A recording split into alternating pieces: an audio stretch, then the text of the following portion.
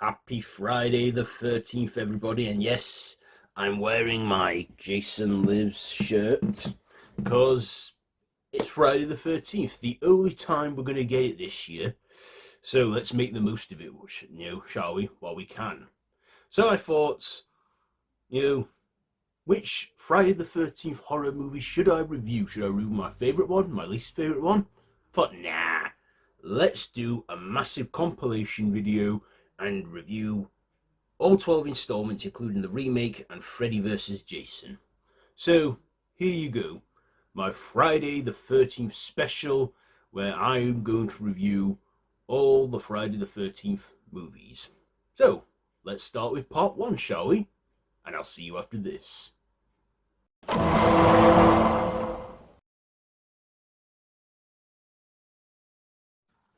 Right, so part 1 from 1980. So this is like written by Victor Miller and directed by Sean S. Cunningham.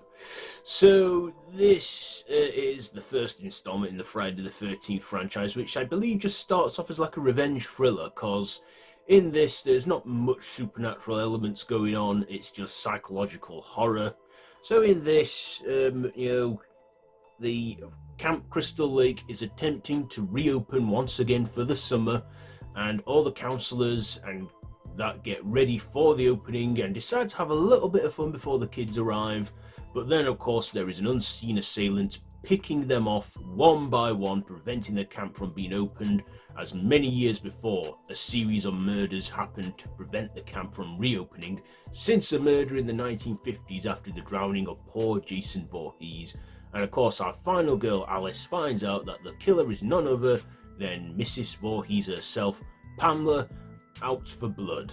And, it turns into a fight for survival. But of course, we all know at the end, Alice gets the upper hand and decapitates Mrs. Voorhees.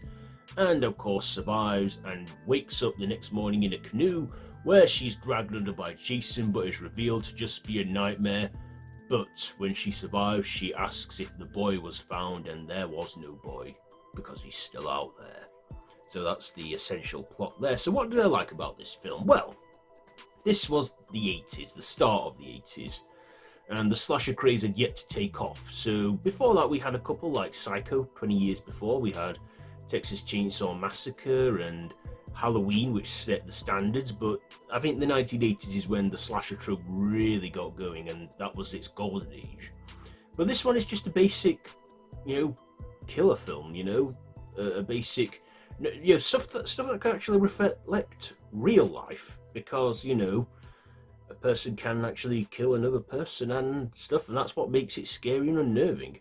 I thought it has a good score and a good whole opening act as well, with the whole from the killer's perspective, and how we see this unseen assailant. And of course, if you know of the franchise but you don't know of the plot of the first movie, people are going to assume it's Jason, but it's not. Jason makes his killer debut in the sequel, which we'll get to shortly. But this one is probably a masterpiece. It stars a very young Kevin Bacon in his earlier roles. Before that, he was like in National Lampoon's Animal House, and yeah, he got a part in this where he gets an arrow through the neck, playing a character called Jack. And who would have thought that guy would grow up to have a crazy career? We also see Mrs. Voorhees in like the third act of the movie, where she looks harmless and kind at first, but then is revealed to just be nuts and psychotic, channeling Jason, played by the legendary Betsy Palmer. And she only did this film so she could get that paycheck to buy a fancy car. Yeah, that's the only reason she took on that role. And I believe she got that car, and I think must have been worth it for her. And she was only in this one as Mrs. Voorhees. And I thought she did a great performance in this, despite the one that has the least screen time. I also thought Adrienne King was good. I mean, again, at the time, the slashers were still coming into their own. The whole trope of the virgin being the final girl, was only just coming in. I mean, before that we had Halloween that had that trope, and I think, again, many other tropes built up from that with the final girl and stuff, and the slasher, which I thought was, you know, at the time probably something unique and nothing overdone, because, like I say, this was the beginning. But, you know, throughout the 80s we'd be treated to a Friday the 13th installment every year or every other year, right up until part 8, and then in the 90s we only got one installment, and then in the 2000s 2 installments. The 80s was its high day. So yeah, Friday part 1. So yeah, this is a nicely sort of paced film, keeps you guessing, and I can watch it anytime and still not get bored of it. I also like the crazy guy Ralph who goes, "It's got a death curse, you're doomed, you're all doomed." You know, that again was another trope that came about where the crazy guy is always right and you should listen to them. It's a shame Ralph only lasted 2 movies because, you know, he would have been a good, funny, eccentric character and stuff. But also this sets standards for other things like don't do drugs and don't have sex and don't drink alcohol because your guard is down and stuff. And would go on to be solitamized? Yeah. But anyway, Friday the 13th Part 1 is a solid film and could have worked as a solo film, but I'm glad this got out into a franchise because it's part of pop culture. Jason is an icon in horror.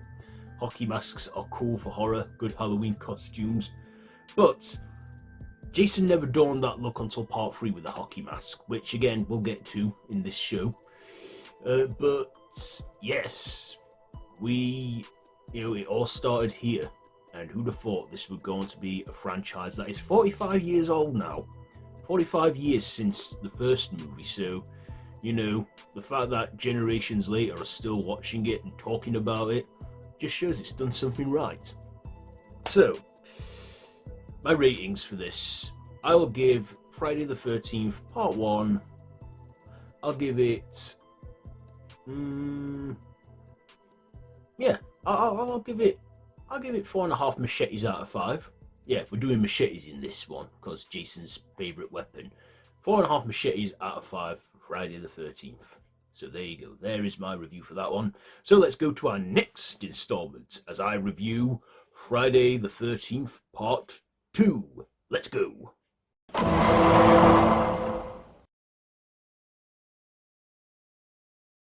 Okay, so Part 2. So in this one, you know, Camp Crystal Lake is closed, and people, again, because it's a big lake, they're camping around Crystal Lake, having a good time, looking for sex and drugs, enough to piss the psycho killer off.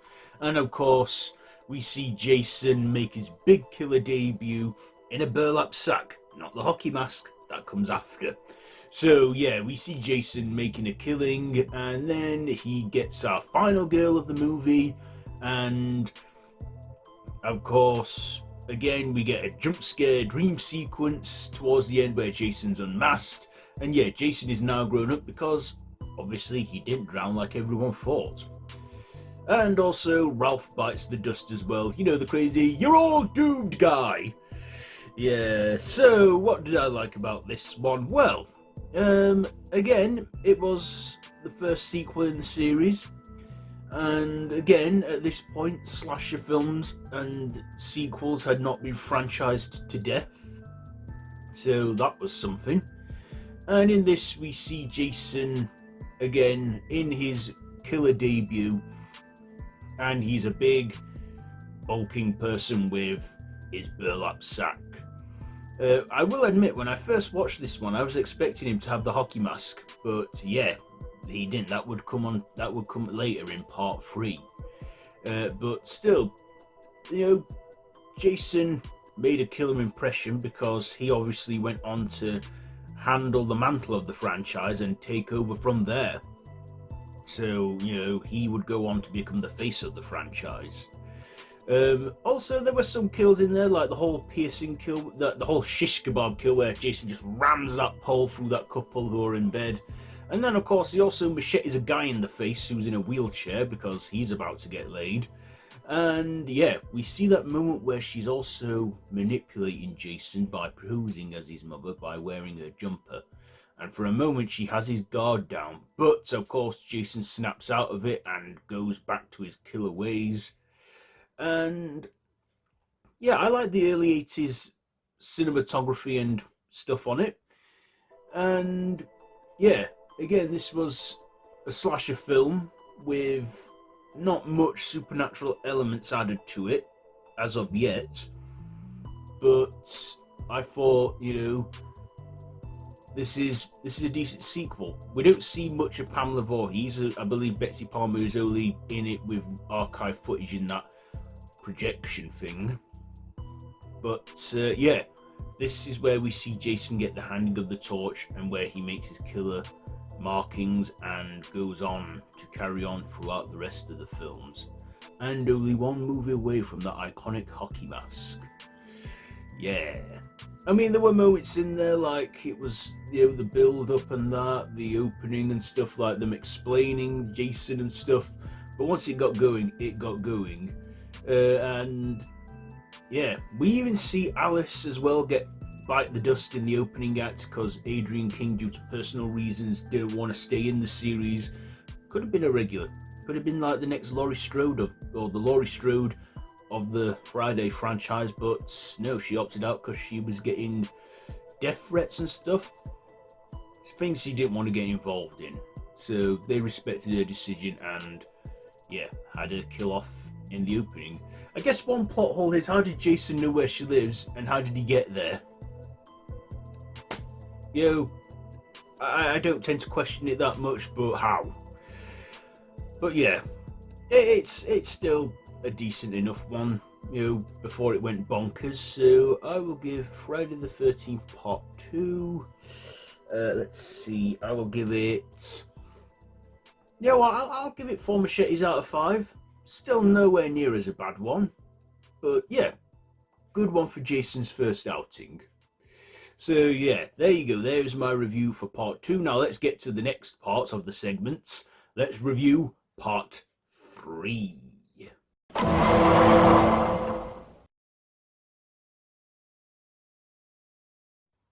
Okay, so Part 3 now. So, this is the third installment of the Friday franchise with a new final girl and a new Jason. So, Jason is still very much alive, and of course, in this one, he does don the iconic hockey mask that goes on to be the mainstay, the staple of the franchise, and Jason gets his look from there. So, yeah, Jason is back, and he's not happy because he's out on the killing spree once again, and there's our young female protagonist who's had trauma with Jason in the past. And of course, we see biker gangs that oppose Jason in the barn. We see, a guy pulling pranks on people, and when the real deal's happening, they don't believe him. We even see an iconic scene where a guy gets slashed in half, a woman gets her head smashed in the shower, and yeah, we get some 3D effects which have aged quite poorly and were made during the 80s brief 3D craze at that time. So what did I like about this one? Well, first of all, let's talk about the 3D effects. I did watch this in 3D once, many years ago. They had, Channel 4 was doing a 3D season, and you could get your own 3D glasses from like the selected supermarkets, and they showed it in 3D. And I watched it and I thought, yeah, these effects are a bit naff. Like a yo-yo coming into your face, or that guy's eye popping out coming into your face, or, the axe on Jason's head, the handle popping out. Yeah, crazy, but probably groundbreaking for the time. Also, I think Jason again is played by another actor in this, and we don't see much of him until that scene when he walks out onto the pier with his hockey mask and fires that arrow. Again, another cheap 3D effect. But yeah, Jason, I liked him in this one. He had some makeup effects, looked slightly different, and we even had a bit of a reversal thing. where this time in the lake, Jason's mother rises out, decayed and stuff in a dream sequence, which I thought, alright, Pamela Voorhees is back for a brief cameo. But of course, yeah, the film does end on an open note, which we do get a continuation. The only thing is, they missed 1983, and we then, at the time, the audience probably had to wait till 2 years to 1984 for the final chapter. Well, they say final chapter, but we know it wasn't. But also, this had a good score. This had the classic theme that...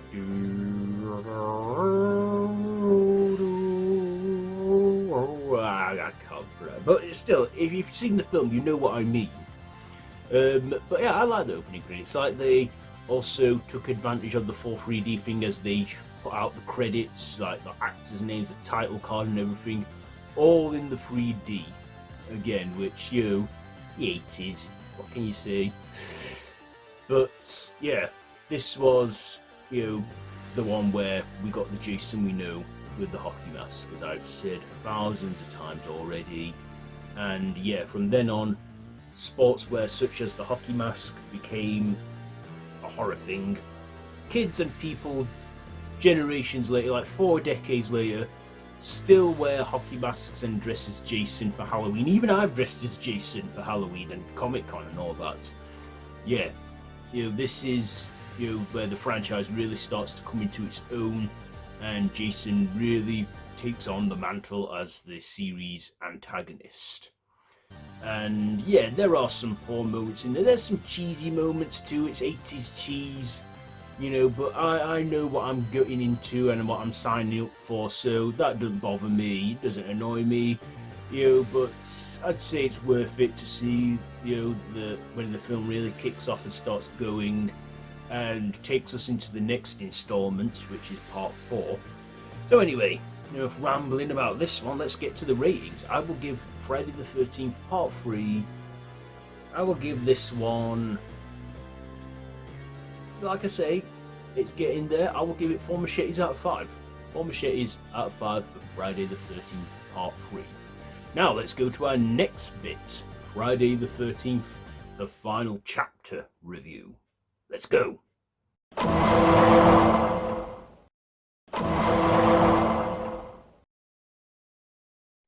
Okay, so part 4, the final chapter, even though we know it's not the final chapter, but they probably were thinking this at the time as they thought, where else can they go with this franchise? So, taking off not long after the ending of part 3, Jason returns once again to his bloody murderous rampage, and he comes across the Jarvis family, picks them off one by one until little Tommy Jarvis, you know, played by Corey Feldman, opposes Jason by dressing as him and distracting him long enough to get the upper hand. And of course, we do see at the end where, you know, Tommy hacks Jason to death and kills him, and that's the end of him for the time being.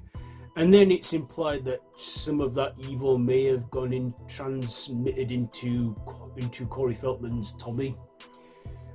But yeah, that's probably the essential plot there. So what do I like about this? Well, Ted White is Jason in this, and well, I think he does a good performance as Jason. Again, we see him unmasked and looking slightly different, and you know, we see Jason commit more kills, including the hacksaw kill at the beginning when he's not dead in the morgue, and even a part where he breaks through a door, implying that he's superhuman now, or he's super strong, and throwing people out the window, basically just being an indestructible killing force. I like the look of Jason in this one, with again the barn coat, the hockey mask still, but this time with the slit in. And that slit goes on to stay in his mask throughout the rest of the series. But yeah, Jason just being Jason, and I think Ted White did a great performance playing him in this one. Also, Corey Feldman playing Tommy Jarvis. Now, part 4, 5 and 6 I like to think of as the Tommy Jarvis trilogy, because it features him as the main protagonist throughout the 3 films, even though he's played by 3 different actors throughout the films, except for Corey Feldman, who briefly plays him in a dream sequence at the beginning of part 5. I thought Corey Feldman did a good job in this. Of course, he would go on to be a well-known child actor slash teen actor throughout the 80s, where he would, star in Stand By Me and The Lost Boys and The Goonies. Yeah, so I don't know if he did anything before this one, but we know he's had a successful career as a young actor, but not so much nowadays. But still, he's still about still. But yeah, I liked the opening credits and the score and the cinematography and the 80s vibe, and how they really did think that this was going to be the final chapter, but we all know it wasn't. But this is a decent one. It's fast paced. Like I say, it carries straight on from the third one. Basically, it kind of takes place over a weekend. So this one is technically Saturday the 14th, I think. Not long after part 3. Yeah, bit confusing, but yeah, it does. I don't think it's exactly on Friday the 13th, but it's the name of the franchise. It'd be weird to change it just then. So yeah, this is probably one of the better ones. Definitely, a lot of people do consider this one of the best ones. I can see why, and it is a good one, and I do enjoy it. It is up there with my top 5 Friday the 13th movies. Maybe I ought to do a ranking of them next Friday the 13th, which is a while away yet, because, this is the only one we've got this year. But February and March 2026, I'll, do something there. Anyway, yeah, Friday the 13th, the final chapter of part 4. It's a decent one. It's a good one. I enjoy it. I just watch it for the fun of it, switch off to it, and just enjoy it. I will give Friday the 13th, the final chapter. Let's do it. Let's go 5 machetes out of 5 for this one. So our first 5 out of 5 for this chain of reviews. So yeah, there you go. So, just when you thought part 4 was the final chapter, we got a year later part 5, a new beginning. So, let's go to that one right now, shall we? Yeah!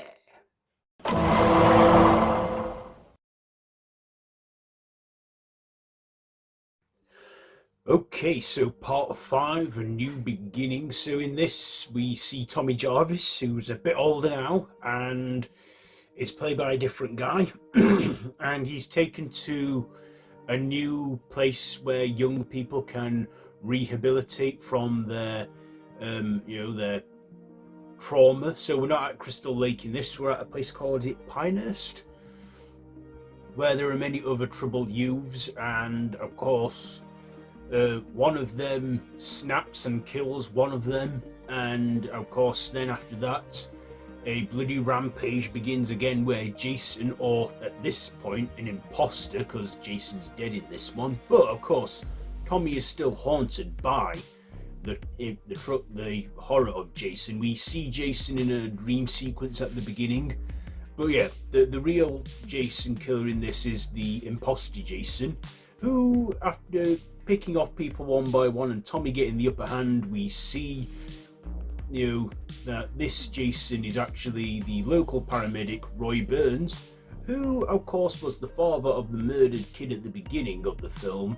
And yeah, that kind of triggered something in him that made him want to be like Jason, and yeah, he dresses like Jason with different coloured chevrons, of course. And yeah, so what did I like about this one? Well, I mean, at first when I watched this one, I was a little disappointed that this wasn't on Jason, but I get what they were trying to do. They were trying to like sort of requel the franchise before the whole requel thing even existed. So they were trying to do something different there, trying to, carry on the series, but try it in a different route, especially when the end happens, when we see Tommy don the hockey mask, and we think, oh, now he's going to be the next killer, but they don't. They go back to Jason in the next one, which we'll get to. But yeah, in this one we see Tommy Jarvis facing the Jason imposter, and you know what? I actually do enjoy this one as a slasher film. I mean, yeah, it's Friday the 13th but without Jason, but I think it works, I mean, I did enjoy it. I mean, this one is 40 years old now, or 40 as of this year, from because it came out in 1985, and yeah, I just think of it as a slasher film within the Friday universe where it's a copycat Jason. That's what I think of it as. And I do like the score in it, the soundtrack, especially that song, that In His Eyes, when that Tiffany Hayne character girl is doing the robot and that. And yeah, has some good kills in there, like the whole belt kill with the tree and the whole,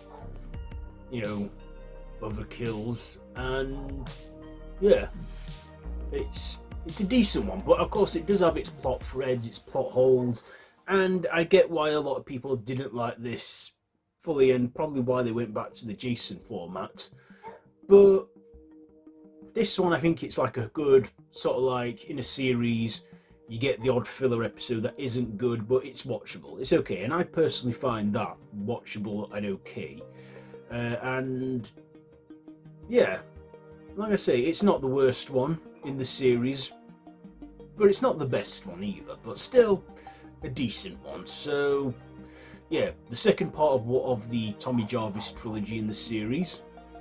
So yeah, what am I going to rate this one? I will probably give Friday the 13th: A New Beginning Part 5, I'll give it, I think I'll give this one 3.5 machetes out of 5. 3.5 machetes out of 5 for Friday the 13th: A New Beginning. A New Beginning. So yeah, now let's get to the next one, and this one is my personal favourite in the series. Yeah, we're going to Jason Lives. Yeah, Friday the 13th Part 6. Let's do it!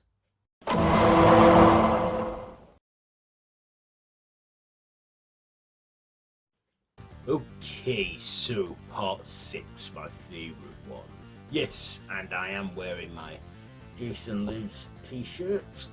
So, in this one, which I like to think of as the conclusion to the Tommy Jarvis trilogy, Tommy feels he needs to dig up Jason and destroy his corpse to be completely rid of him once and for all, now played by another actor.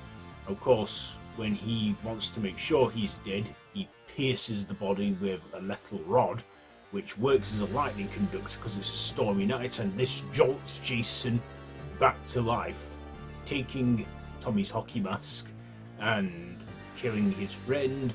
Jason lives once again, and we see an opening where it's like James Bond in his eye, but he swipes his machete as he gives us the title card. And of course, Camp Crystal Lake, now renamed Camp Evergreen, is, well, being reopened, and the kids are actually arriving this time, and Jason returns to begin a new bloody rampage as he picks off many teens in all the slasher cliches you could ask for, with some fun kill moments, and also a killer soundtrack from Alice Cooper. So what did I like about this one? Well, what I liked about this one is, I think this was like the first one where they thought, you know what, let's have fun with this one. Obviously Jason is now the face of the franchise, let's bring him back, undead, supernatural, and going full force here. And I like the look of Jason. He gets his utility tool belt, his machete back, his work gloves, his hockey mask, takes down a whole, paintballing team, and we see him have a final showdown with Tommy Jarvis as he faces him again, this time bounds him to the bottom of the lake. But of course, Jason isn't dead. He's just biding his time. Only it's another 2 years before we find out what happens next. So, yeah, I liked, this one. I mean, yeah, it has the 80s cheese factor. Yeah. But I like that. I like the soundtrack as well. Especially the main song, He's Back, The Man Behind the Mask, and Teenage Frankenstein. Just a cool killer soundtrack that I loved. I love the look of Jason. I love the studio effects. I love the practical effects. I love the kills. I like that Jason this time actually, sees the camp opening and it's got the kids already there, but he doesn't kill them. But, yeah, like I say, this is like the conclusion of the Tommy Jarvis trilogy, as I say, parts 4, 5, and 6 are that. And yeah, that's it from Tommy Jarvis in this one. He feels that he's defeated Jason, and yeah, but like I say, Jason is bound to the bottom of the lake, waiting to rise once again. But as I said already, this is a fun one to me. I just like to switch my brain off to it and enjoy it, and I do that. I love it. It's a fun one. You know, Jason is super strong in this. He's undead Jason. He goes on his bloody rampage. He kills with pride. And even though they've renamed it Camp Evergreen or Camp Forest Green, I think it's Forest Green, it's still his home. It's still Crystal Lake to him, and he's not having anyone trespassing on his land. And yeah, just a fun one. I love the title card as well, and how it actually puts part 6 in the title card this time. So yes, Friday the 13th part 6, Jason Lives, or Jason Lives, Friday the 13th part 6. Why am I going to rate this one? You know what, it's a no-brainer for me. It's a fun one. It's my favourite one. I'm giving it 5 machetes out of 5. 5 machetes out of 5 for Friday the 13th part 6, Jason Lives. So, we've had part 6, we're halfway through it now, so there's 6 more movies to go. So, let's carry on the next lot of films by going to part 7, The New Blood.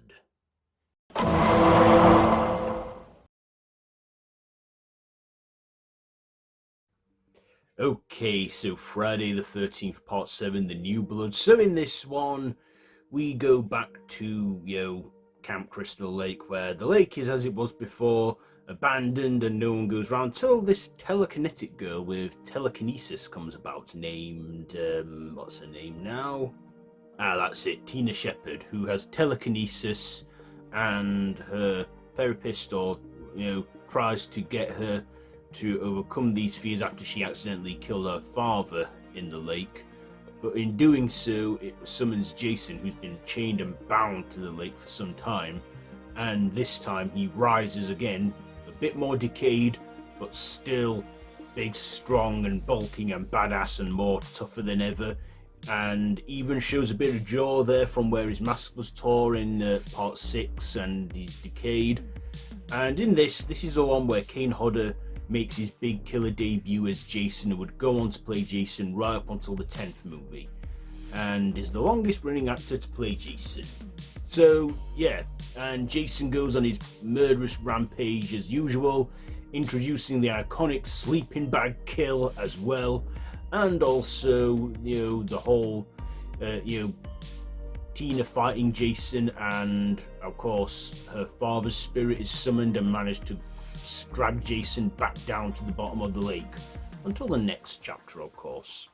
So what did I like about this one? Well, first of all, I said already, I liked that Jason, this one is where Kane Hodder made his debut as Jason, and he is huge and bulking and badass and rotting and decayed, and yeah, this is one of the best looks of Jason, I think. I like this look of Jason. Like I say, I like many of Jason's looks in this one, but this one is a decent one, and he is full-on badass. I also like the iconic, sleeping bag kill where he gets the girl in the sleeping bag and slams her against a tree, killing her. There are a few good kills in this, and Kane Hodder has even said as well, when he plays Jason, he loves the hands-on kills. And yeah, this was a great one, but there are my flaws with this. So the whole telekinesis thing, this is basically like Jason versus Carrie, only she's not called Carrie, she's called Tina, and she has telekinesis. I don't know where they thought to come up with that, but they thought, hey, we've already gone in the supernatural route, let's just push the bow out even more and introduce a new protagonist with telekinesis. Of course, this would be her only appearance in the series, because I don't think she was a fan favourite in this. But yeah, I feel that this was like the late 80s. The franchise was beginning to wear thin, and yeah.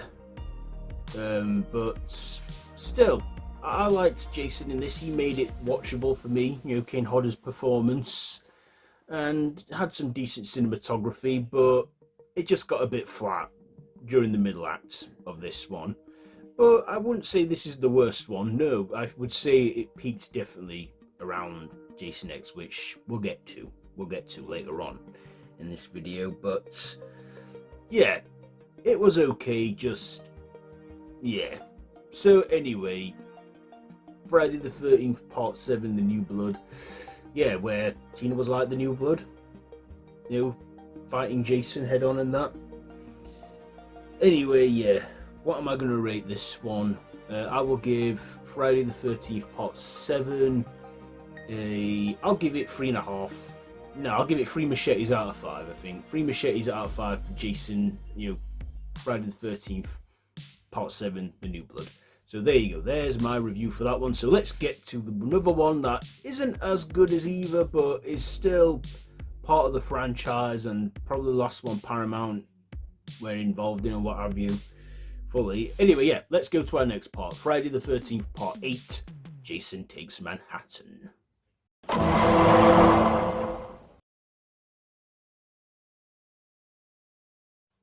Okay, so Part 8, Jason Takes Manhattan, or more like Jason Goes to Manhattan.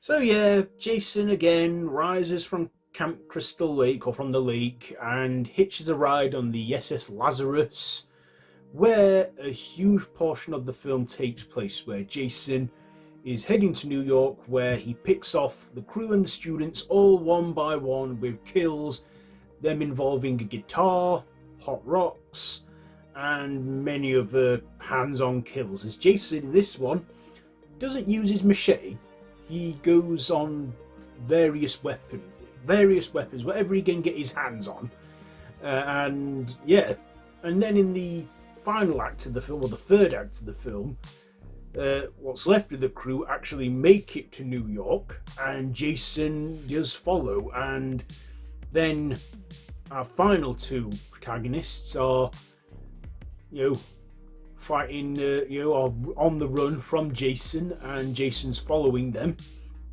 Of course, there is another bit where Jason does throw a guy working in a diner into the mirror wall, and that guy is actually Ken Kersinger, who would go on to take over as Jason in Freddy Vs Jason. Yeah. Ironic that, isn't it? But yeah, that was Ken Kersinger before, you know, he would become Jason in 2003. But of course, Kane Hodder reprises his role as Jason in this one, and he's, out on the rampage. And then in the sewer system of New York, where there is,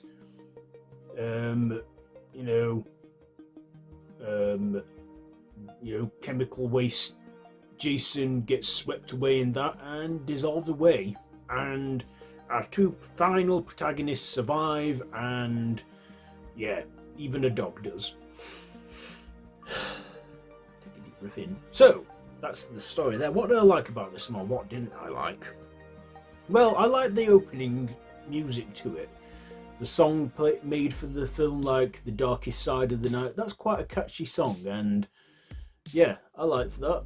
I liked the New York setting, that it was going to be set in New York, and you know, they were trying something different. They were going to go to New York instead of having it at Camp Crystal Lake. But and they even planned a big finale on the Statue of Liberty, but due to budgetary reasons, that ended up not happening, and most of the film took place on a boat going to New York.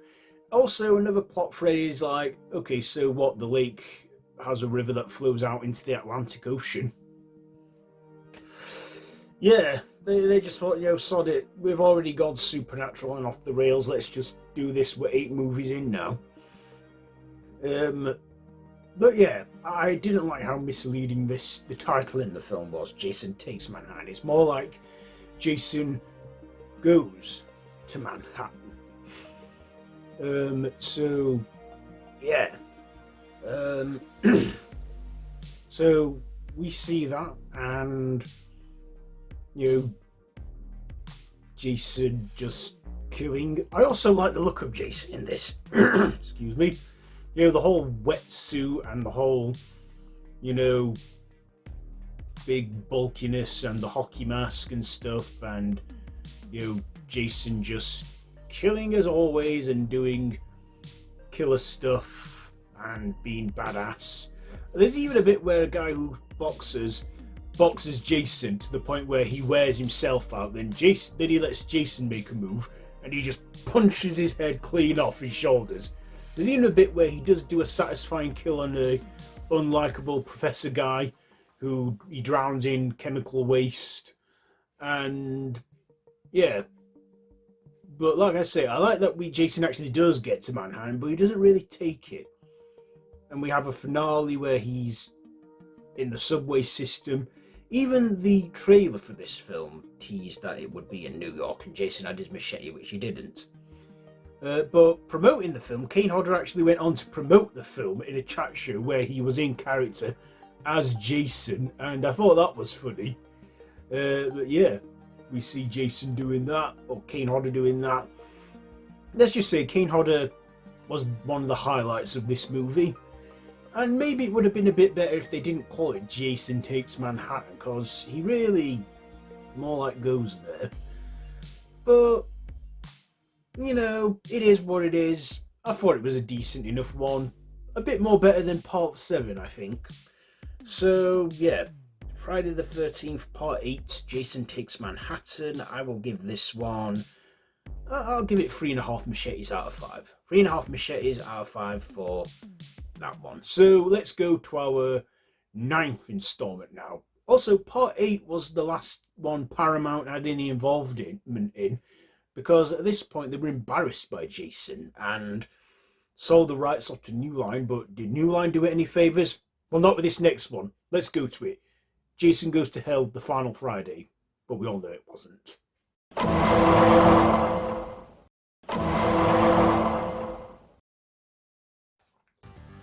Okay, so Jason Goes to Hell, The Final Friday, otherwise known as Friday the 13th Part 9. But, of course, Paramount being the exclusively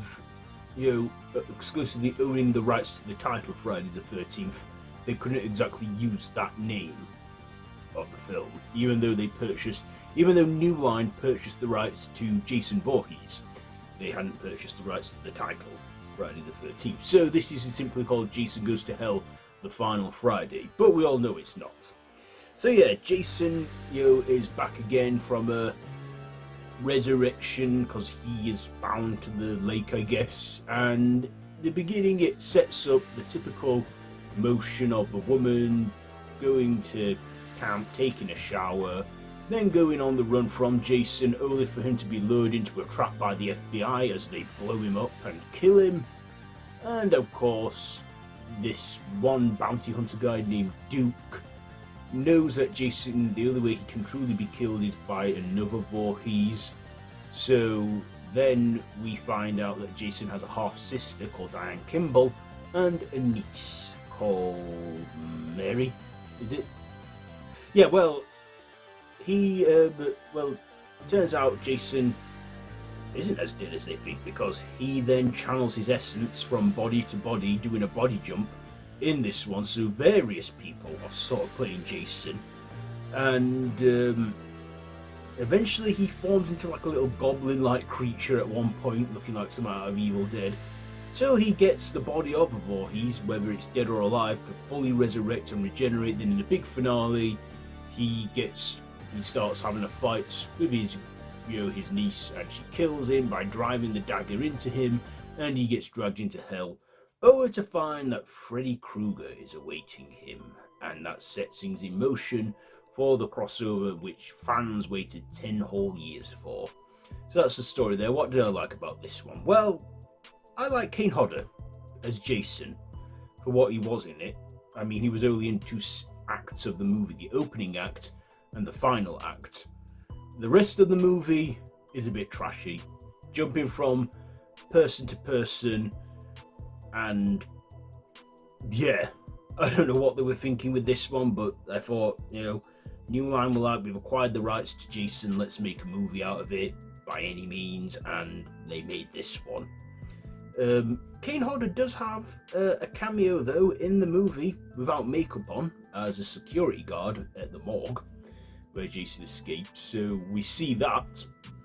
And yeah, I like the end as we see a cameo from Freddy Krueger, even though it's just his arm we see, which is actually Kane Hodder dragging the mask into hell. But yeah, they went full on supernatural this. We even had a little Easter egg of the Necronomicon Mortis in it. So there were some good bits and pieces in there, but the massive chunk of the movie, the middle part of this movie was just poor. The kills were bland. You know, the Jason possessors were just lousy. It was just not that brilliant, but you know, yeah. So that's all I can say really about Friday. Well, Jason Goes to Hell, the final Friday. And of course, we know it's not because each of them, Freddy and Jason, snuck another installment in before they had the big crossover. But yeah, let's get to the ratings. This one, I'll give it 2.5 machetes out of 5.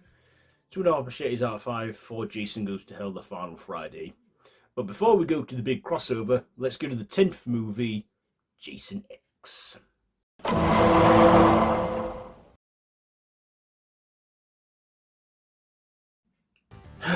Jason X. So this is the 10th movie in the Friday the 13th franchise, and yeah, the X cause it's the 10th movie in the franchise, and the Roman numeral for 10 is an X. And yeah, so Jason is maintained by Camp Crystal Lake Research, where we have a cameo from David Cronenberg, and they want to extract Jason, find ways to make people have mass regenerative abilities, as that's what Jason can do. Of course, he breaks out, kills David Cronenberg, and then we have our protagonist in this, who he wounds, but she manages to trap Jason, freeze him, where for 400 years he is frozen, until students from Earth 2, because Earth 1 is dead, find Jason and defrost the young woman and bring her back. And Jason, he awakens, pissed off, and he goes on a bloody rampage throughout the spaceship looking for his machete. And yeah, at one point Jason gets his head blown off by an android woman, but with these nano ants that can repair bodies, Jason comes back as a big badass cyborg and is pissed off and evil, and then he gets blasted out into space, crashing down onto Earth 2, where he lives to see another day. Yeah.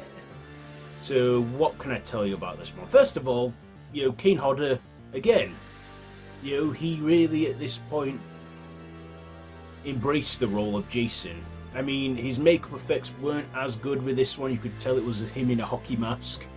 But I have to say his upgrades, Cyborg Jason was a bit campy, bit Power Rangers-y. And this one, it went into space. Now, they did this with Leprechaun, they did this with Hellraiser. They thought, yeah, let's do it with Jason, bring him into space. Yeah, I mean, this does have some good kills, especially the whole cryogenic kill where Jason dunks that girl's face in, and freezes it and then smashes it in, killing her. But yeah, I like that this film doesn't take itself seriously. They were like, at this point they knew they'd gone absurd, ridiculous and off the rails, so they were like, yeah, let's just have a blast with this, whether people like it or not. I mean, it's okay. I do find it watchable. Maybe if I watch it with a pizza and a couple of beers and some friends round, switch my brain off to it, then yeah, it's alright. But other than that, it's a bit cheesy, it's a bit tacky. Some punchlines are a bit bad, like when they're getting sucked into the vacuum of space. One of them says this sucks on so many levels. Yeah, but it's alright. I think it was a lot more better than the fact Jason Goes to Hell, because Jason was actually in this. He wasn't jumping from body to body. But unfortunately, this was Kane Hodder's last go around as Jason, because even though he was hyped to come back as Jason in Freddy Vs Jason, they got another actor, Ken Kirzinger, So yeah, this was, Kane Hodder's swan song as Jason. But yeah, I liked how Kane just kept his cool and just did it. Maybe he did it for that paycheck. I don't know. Maybe he did because he didn't have any lines. Yeah. But it was a bit more better than Jason Goes to Hell. They also went full sci-fi with this. We also had some sex and nudity and stuff. Especially the holodeck scene when Jason's at Camp Crystal Lake in the holodeck and he's slamming those two girls together that are in the hologram in the sleeping bags. That bit's funny. Okay, so Jason X. I will give this one... I'll give it 2.5 machetes out of 5. Again, 2.5 machetes out of 5 for Jason X. Now let's go on to the one which is a decent one and is just a fun flick. You know where I'm going with this one. Let's get to the review of it right now. Freddy vs. Jason.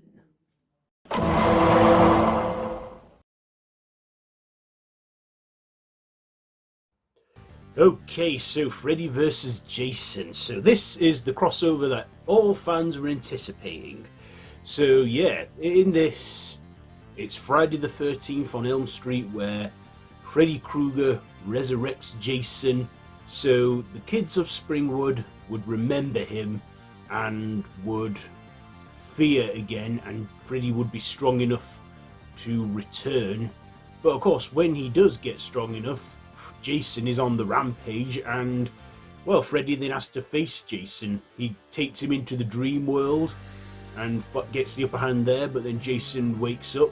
Our final girl Laurie wakes up, taking Freddy into real world where they're at Camp Crystal Lake, where they have a bloody brawl down, and of course, they both get taken out by the end, only for Jason to rise from the lake with Freddy's severed head, and Freddy wink at the audience in a fourth wall break, calling it a draw. So what did I like about this one? Well, this, like I said, was planted in motion 10 years before in Jason Goes to Hell the Final Friday at the end, because New Line owned Freddy and they acquired the rights to Jason. But like I said, each of them two snuck another installment in before the crossover. So yeah, I love Robert Englund returning again as Freddy Krueger for the 8th time, and was nearly 20 years since he played the role of Freddy. And yeah, his makeup looked different, but still, if anyone could play Freddy, it was going to be Robert Englund, and he did one hell of a job. And of course, Ken Kersinger's Jason. Now, they were going to bring back Kane Hodder. Kane was even up for it. He was like, yeah, let's do this. I want to be Jason and fight Freddy. But director Ronnie Yu, who had very little knowledge of the franchises, given he'd only seen the first installments of each of them, A Nightmare on Elm Street and Friday the 13th, he thought Ken Kersinger was could play Jason. And like I said, he played a diner guy in Part 8 where Jason throws him across the room, and then he returned as Jason.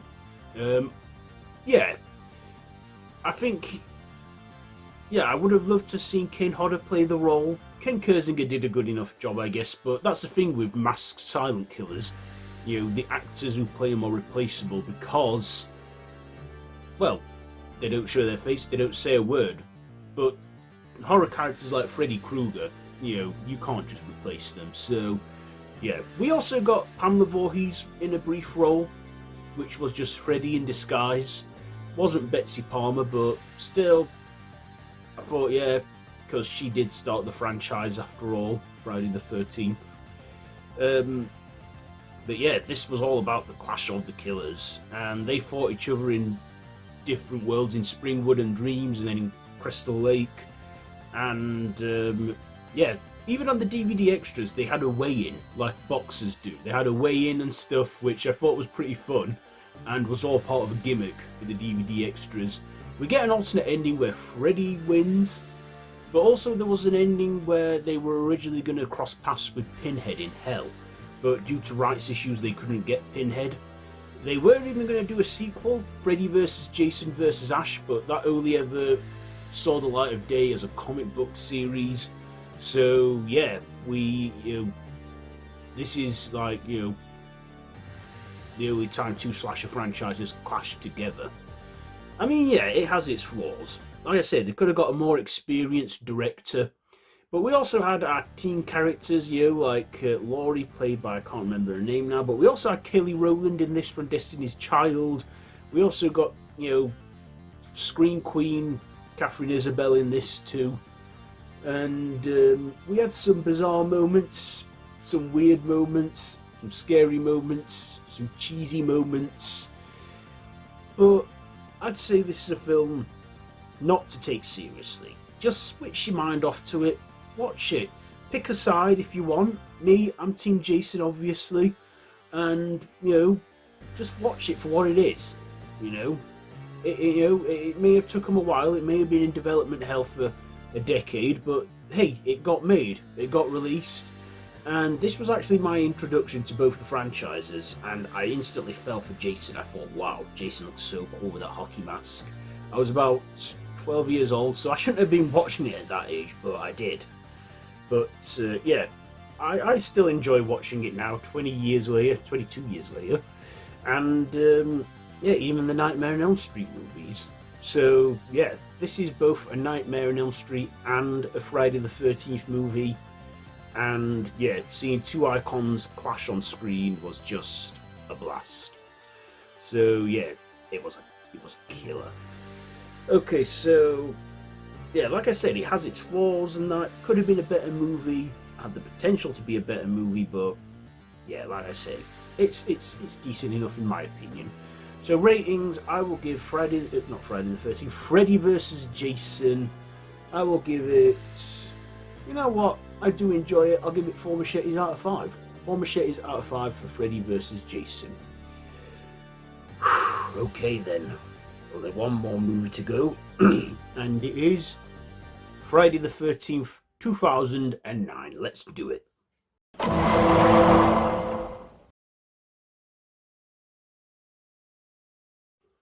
Okay, so Friday the 13th, 2009, a remake of the slasher classic. So this remake sees combinations of the plots of the first 4 Friday the 13th movies all mashed up into this remake.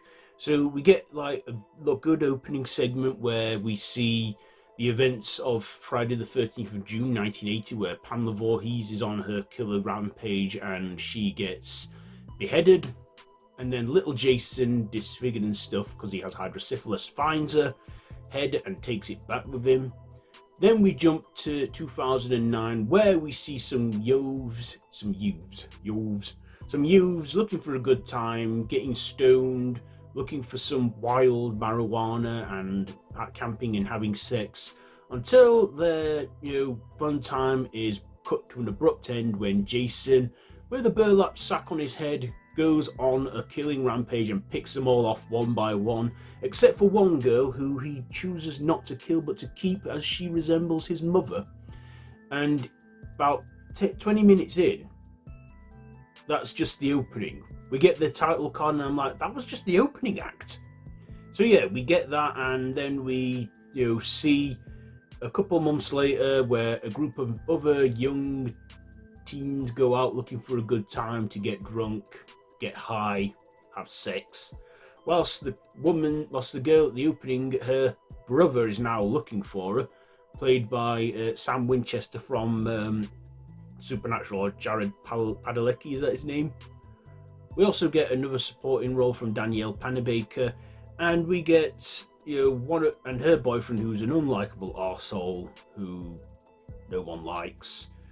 And yeah, we see Jason later on we see Jason again, and later on in the film, in the barn, he takes off his burlap sack, gets pulled off, but then he finds a good hockey mask replacement and puts that on, and then resumes his killer rampage, from throwing axes to shooting arrows.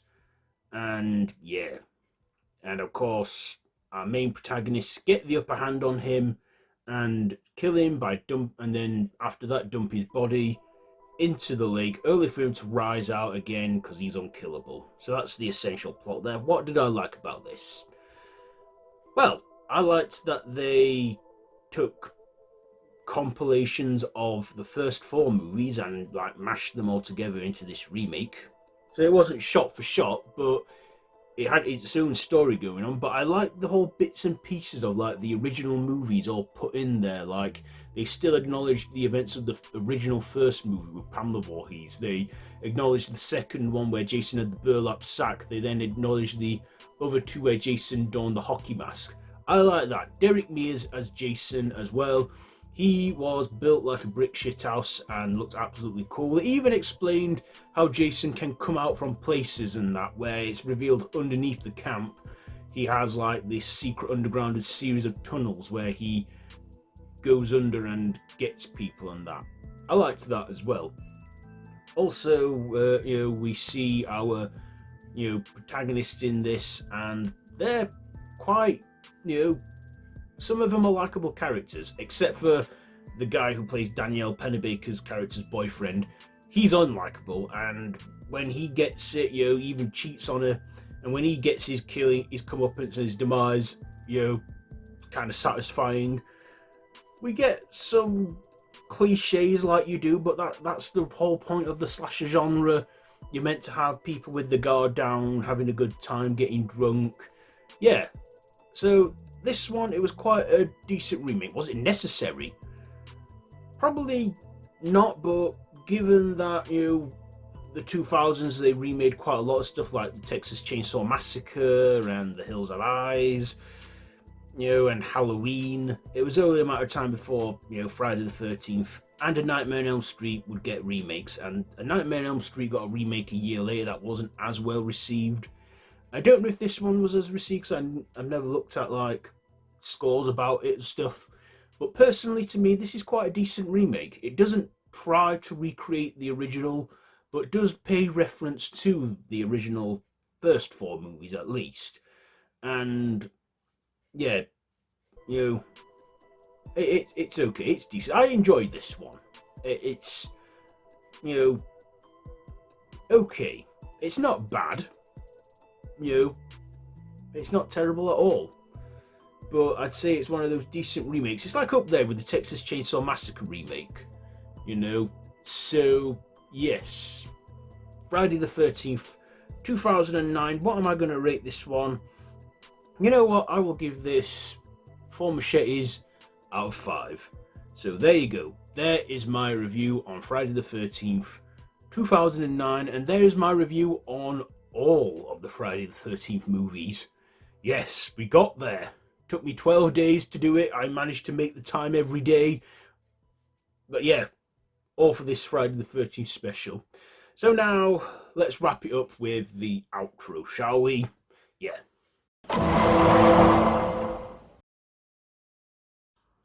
Whew, we made it. So there you go. There has been my reviews on all the Friday the 13th movies.